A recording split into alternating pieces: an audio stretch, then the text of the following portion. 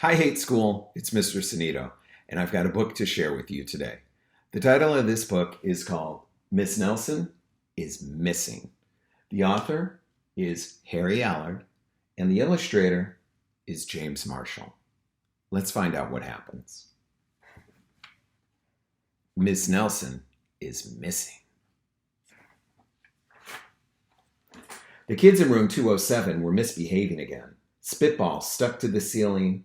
Paper planes whizzed through the air. They were the worst behaved class in the whole school.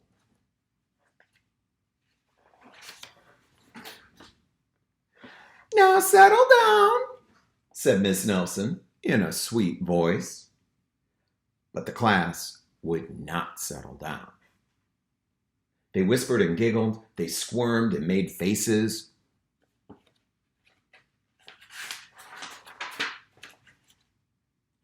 They were even rude during story hour. And they always refused to do their lessons. "Something will have to be done," said Miss Nelson. The next morning, Miss Nelson did not come to school. "Wow," yelled the kids. "Now we can really act up." They began to make more spitballs and paper planes. "Today will be just terrible," they said.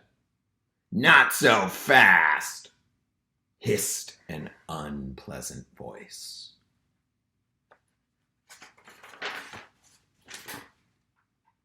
A woman in an ugly black dress stood before them. "I am your new teacher, Miss Viola Swamp." And she rapped the desk with her ruler. "Where's Miss Nelson?" asked the kids. "Never mind that," snapped Miss Swamp. "Open those math books." Miss Nelson's kids did as they were told.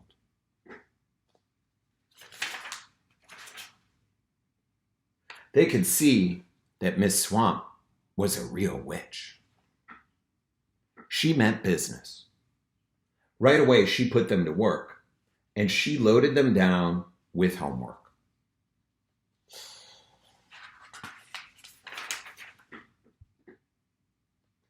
"We'll have no story hour today," said Miss Swamp. "Keep your mouth shut," said Miss Swamp. "Sit perfectly still," said Miss Swamp. "And if you misbehave, you'll be sorry," said Miss Swamp. The kids in room 207 had never worked so hard. Days went by, and there was no sign of Miss Nelson. The kids missed Miss Nelson.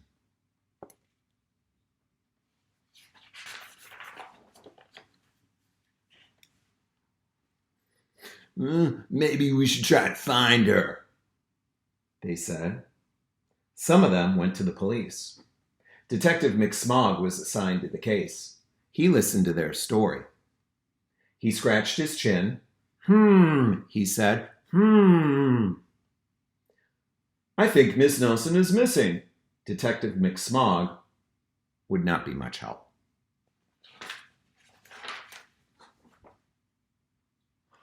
Other kids went to Miss Nelson's house. The shades were tightly drawn, and no one answered the door. In fact, the only person they did see was the wicked Miss Viola Swamp.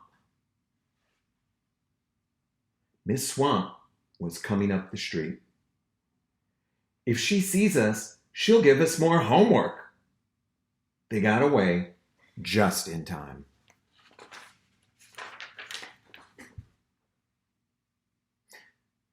"Maybe something terrible happened to Miss Nelson." "Maybe she was gobbled up by a shark," said one of the kids. But that didn't seem likely.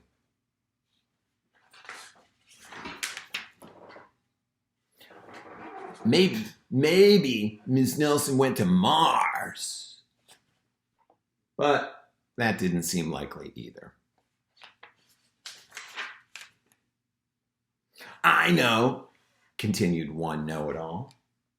Maybe Miss Nelson's car was carried off by a swarm of angry butterflies. But that was the least likely of all.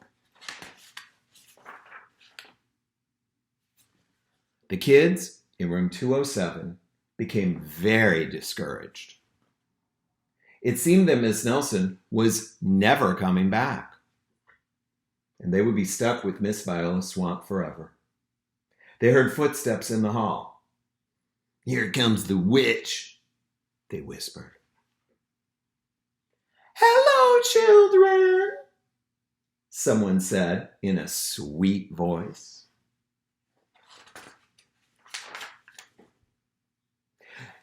It was Miss Nelson. "Did you miss me?" she asked. "We certainly did. Where were you?" "That's my little secret." "How about a story hour?" "Oh, yes," cried the kids. Miss Nelson noticed that during story hour, no one was rude or silly. "What brought about this lovely change?" she asked. "That's our little secret," said the kids.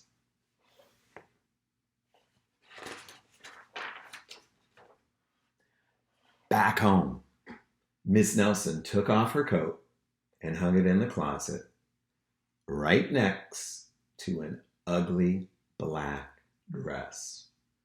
When it was time for bed, she sang a little song. "I'll never tell," she said to herself with a smile.